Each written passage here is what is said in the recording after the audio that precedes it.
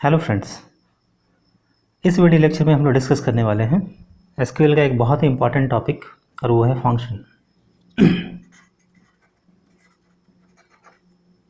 ठीक है, तो फंक्शन से एसक्यूएल का एक बहुत ही इंपॉर्टेंट टॉपिक है जिसको हम लोग इस लेक्चर में देखेंगे। तो फंक्शंस बेसिकली है क्या? फंक्शंस जो हैं, functions can take arguments and always returns a value।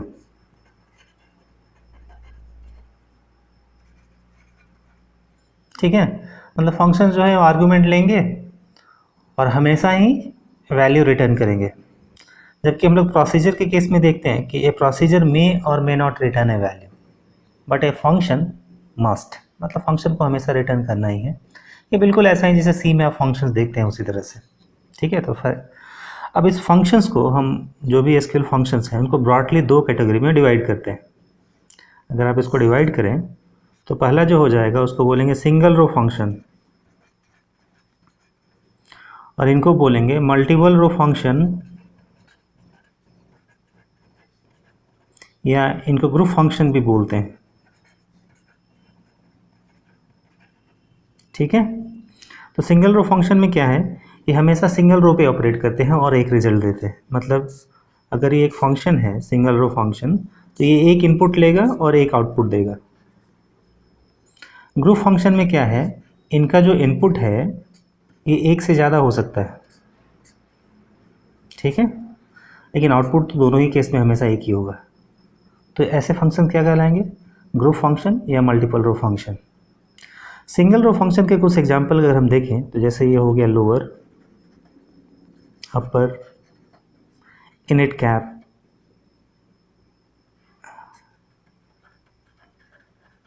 ठीक है, NVL, NVL2 एट्सेट्रा। ठीक है, ऐसे बहुत सारे फंक्शंस हैं। नेट के पॉइंट ऑफ व्यू से या गेट के पॉइंट ऑफ व्यू से ये सिंगल रो फंक्शंस हमारे लिए इंपॉर्टेंट नहीं है, हमारे लिए इंपॉर्टेंट है ग्रुप फंक्शंस। तो ग्रुप फंक्शंस में मेनली जो हमारे लिए इंपॉर्टेंट है वो है मैक्स, मेन फंक्शन। फंक्शन के हमेशा ये फंक्शन का साइन है, मैं यहाँ लिखना भूल गया, अगर आप लिख सकते हैं या छोड़ भी सकते हैं। ठीक है, मेन हो गया एवीजे, एवरेज के लिए। काउंट फंक्शन है आपके पास, सम फंक्शन है।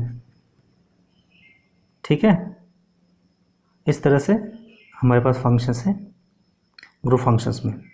हम लोग मेनली इसमें से कुछ बहुत ही ज़्यादा यूज़ होते हैं, हम लोग सबको एसक्यूएल क्वेरी में लिख के देखेंगे। तो चलिए हम लोग पहला क्वेरी लिखते हैं। पहला जो हमारा क्वेरी है क्वेरी नंबर 1, और इन सारे क्वेरीज़ के लिए हम ये जो टेबल है एम्प्लॉय और डिपार्टमेंट का, जो हम लोग लेक्चर 1 से रेफ़र कर रहे हैं उन्हीं को रेफ़र करेंगे। ठीक है, ये एम्प्लॉयज़ का टेबल है जिसमें इतना टेबल्स है, और ये डिपार्टमेंट का टेबल है जिसमें इतना टेबल्स है। ये जो एम्प्लॉय टेबल है यहाँ प्राइमरी की है, यहाँ पे डी नंबर प्राइमरी की है, ये डी नंबर यहाँ यूज़ हुआ है एज ए फॉरेन की। ठीक है, तो टेबल हम लोग जानते ही हैं। अब चलिए पहला क्वेरी बोलता है, अगर ये टेबल आपके पास नहीं है तो लेक्चर 1 से देख सकते हैं, या यहाँ से भी आप इसको वीडियो को पॉज करके कॉपी कर सकते हैं। ठीक है, चलिए now the very first query is right a query in SQL, write a query in SQL to display sum of salaries being paid to all employees। ठीक है, तो एक क्वेरी क्या कह रहा है कि आपको सारे सैलरी का सम चाहिए जो हम एम्प्लॉय को पे करते हैं। तो सैलरी के लिए जो यहाँ कॉलम है वो है आपका सेल कॉलम। हमको क्या करना है, इन सब का सम करना है। तो सब का अगर हम सम कर रहे हैं तो उसके लिए कौन सा ग्रुप फंक्शन यूज़ करेंगे, हमारे पास है सम। ठीक है, तो हम लिखेंगे यहाँ पे सेलेक्ट सम, और आर्ग्यूमेंट में क्या देंगे, सैलरी। जैसे कॉलम में लिखा हुआ है SAL, वहाँ पे लिखा हुआ है इसलिए SAL। From which table, employees table. तो ये क्वेरी क्या करेगा, ये टेबल में जाएगा, सारे सैलरी को सम करेगा, इन सब को सम करेगा, ठीक है, और इनका रिजल्ट यहाँ दे देगा। क्लियर। अगर इसी क्वेरी में हम लोग देखते हैं कि write a query in SQL to display, अगर हम देखते मान लीजिए write a query in SQL to display maximum salary which is being paid to employee, मतलब वो मैक्सिमम सैलरी चाहिए जो आप किसी एम्प्लॉय को दे रहे हैं। तो अगर हम इस टेबल में देखें तो जो मैक्सिमम सैलरी है वो है आपका ये 9000, जो कि मिथिलेश का है और उसका जॉब आईडी क्या है, प्रेसिडेंट। ठीक है, तो हम क्या करेंगे, यहाँ लिखेंगे सेलेक्ट, आपको मैक्सिमम चाहिए तो मैक्स के लिए जो ग्रुप फंक्शन है वह है मैक्स, आर्गुमेंट में सेल, एसक्यूएल केस सेंसिटिव नहीं है इसलिए आप स्मॉल में लिखें, कैप में लिखें, जब तक वो सिंगल कोट्स के अंदर ना हो, it is not case sensitive. तो हम लोग ऐसा लिख सकते हैं फ्रॉम एम्प्लॉयज़। तो ये क्वेरी क्या करेगा, ये एम्प्लॉय टेबल में जाएगा और जो सबसे बड़ी सैलरी है उसको लेके आएगा, जो कि यहाँ पे 9000 है। ठीक है, अगर इसी के बदले अगर हमको चाहिए था क्वेरी में कि यहाँ पे मिनिमम सैलरी,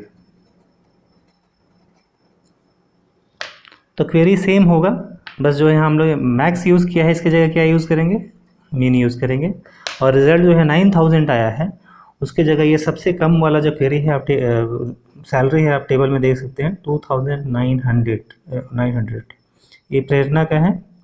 ठीक है, वो रिज़ल्ट में आ जाएगा। तो ये मिनिमम से हो गया। ठीक है, मान लीजिए हमारा क्वेरी अब कुछ ऐसा है, write a query in SQL to display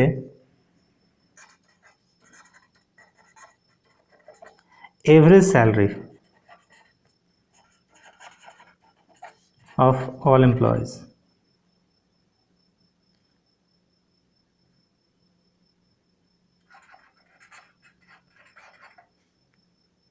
ठीक है, तो हमारे पास इसके लिए कौन सा ग्रुप फंक्शन है, एवीजे। तो क्वेरी कैसे लिखेंगे, सेलेक्ट एवीजे, आर्ग्यूमेंट में क्या देंगे, सैलरी फ्रॉम एम्प्लॉयज़। तो ये पूरे टेबल में जाएगा और इन सारे सैलरीज़ का ये एवरेज लेके आएगा।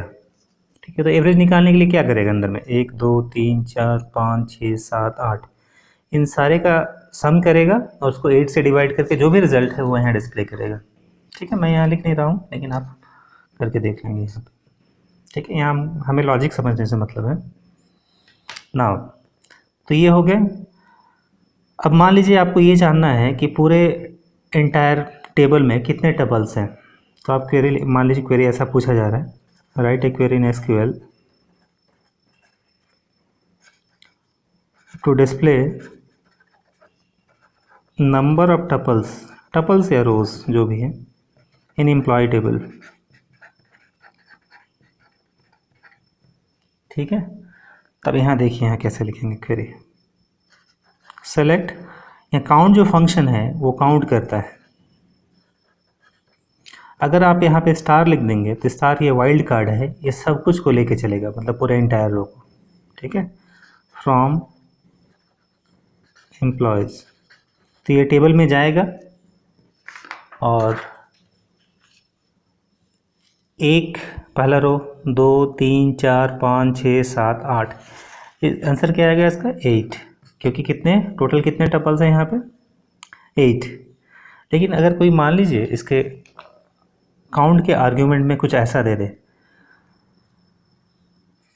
वो काउंट लिख दे और यहाँ पे लिख दे कॉम, जो कि कमीशन के लिए है। अब देखिए इस क्वेरी से फ़र्क आ जाए, क्योंकि बाय डिफ़ॉल्ट ये जो काउंट जो है ये नल जो वैल्यूज़ ऐसे हैं जो नल नहीं है, मतलब नन नल, उनको ये काउंट करता है। तो अगर ये यहाँ पे जो हरीश है उसका कमीशन नल है, सिमिलरली मिथिलेश का कमीशन नल है, मुकेश का कमीशन नल है, शंकर, पूनम, प्रेरणा, इन सब का कमीशन नल है। कमीशन सिर्फ दो जगह ही नन नल है, वह है राजीव और कीर्ति। तो ये सिर्फ 2 रिजल्ट लेके आएगा, तो आपको ये सावधानी रखना है, ठीक है। इसलिए जनरली आप स्टार लिखेंगे अगर काउंट करना हो तो, या कुछ ऐसा वैल्यू देंगे जो कि आप नल नहीं ले सकते कभी, और वो यूनिक से तो फर्क नहीं पड़ता, मतलब आप उसको नल नहीं ले सकते। जनरली प्राइमरी की ऐसा वैल्यू होता है जिसको आप नल कभी ले नहीं सकते। तो इसके जगह हम क्वेरी ऐसे लिखें, सेलेक्ट काउंट EMPNO। अब EMPNO ऐसा एट्रीब्यूट है एम्प्लॉय का जो कभी नल नहीं हो सकता, ठीक है, फ्रॉम एम्प्लॉयज़। तो इसमें भी क्या होगा, वो टेबल में जाएगा, एम्प्लॉय नंबर के करस्पॉन्डिंग जो है एंट्रीज 1 2 3 4 5 6 7 8, ये 8 लेके आएगा, ठीक है। लेकिन अगर हम यहाँ एम्प्लॉय नंबर की जगह ऐसा लिखते हैं, मान लीजिए सेलेक्ट काउंट DNO, ठीक है, फ्रॉम एम्प्लॉयज़। अब रिज़ल्ट कितना आएगा, तो DNO में जो वैल्यूज़ हैं वो देखिए कितने वैल्यूज़ हैं, जो नन नल 1 2 3 4 5 6, ये नल है, ये काउंट नहीं होगा, और ये 7, तो टोटल कितने यहाँ रिजल्ट क्या आएंगे, 7। देख रहे हैं ना, ये जो काउंट फंक्शन है ये नल वैल्यूज़ को छोड़ देता है। तो ये कुछ हो गए आपके ग्रुप फंक्शंस जो कि हमारे लिए इम्पॉर्टेंट है, ठीक है। अब हम लोग देखेंगे नेक्स्ट वीडियो लेक्चर में कि ग्रुप बाय फंक्शंस को यूज़ करके आप ग्रुपिंग कैसे करते हैं, ठीक है। जैसे क्वेरी अगर ऐसे लिखा जाता है कि आपको उन सारे एम्प्लॉयज़ का एम्प्लॉय नंबर और नाम प्रिंट करना है जो कि डिपार्टमेंट नंबर 10 में काम करते हो, या आपको ऐसा है कि ये तो आप सीधे वेयर क्लॉज लगा देंगे, लेकिन आप क्या करेंगे, मान लीजिए क्वेरी आपसे बोला जाए कि write a query in SQL to display department wise average salary, मतलब आपको डिपार्टमेंट के हिसाब से एवरेज सैलरी निकालना है। तो आपको पहले क्या करना पड़ेगा, डिपार्टमेंट SQL जो एम्प्लॉयज़ टेबल में है वो 10 है, 20 है एंड 30 है, तो पहले आपको 10 वाले का एक जगह ग्रुपिंग करना पड़ेगा, 20 वालों का एक जगह ग्रुपिंग करना पड़ेगा, 30 वालों का एक जगह ग्रुपिंग करना पड़ेगा, एंड सो ऑन, ठीक है। उसके बाद हम उनका एवरेज सैलरी डिस्प्ले करेंगे। तो उसके लिए जो हमारे पास एक क्लॉज है वो है ग्रुप बाय क्लॉज। तो नेक्स्ट वीडियो लेक्चर में हम ग्रुप बाय क्लॉज और उससे रिलेटेड चीज़ों को डिस्कस करेंगे। होप ये वीडियो आपको अच्छा लगा होगा और आपके लिए इन्फॉर्मेटिव होगा। Thanks for watching this video, thank you.